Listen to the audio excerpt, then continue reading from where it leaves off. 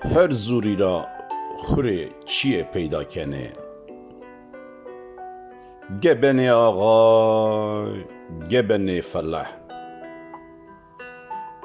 Gebenê şiwan, gebenê çarwa. Gebenê ray misnenê, ge verê rayêr gînê.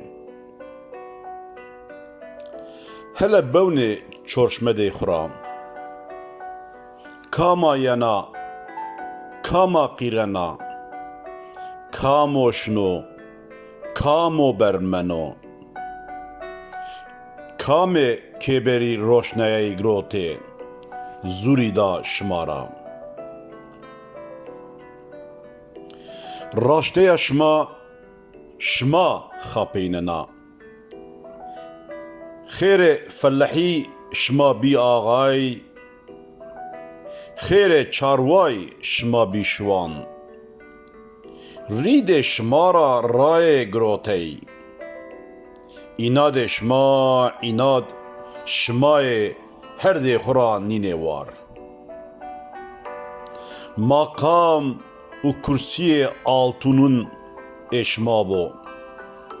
Kes tunuk da xwedê altûn û elmasî nêberdo cennet û cehennem.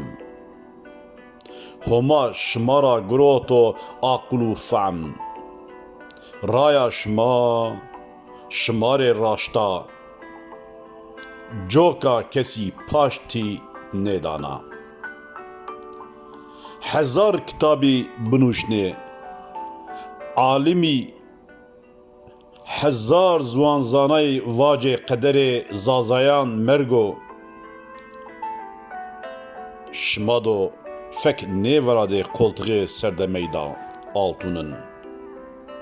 Nêza şimayê diskiyayê koltuq, yan qeder o pîs diskiyaya zazayan.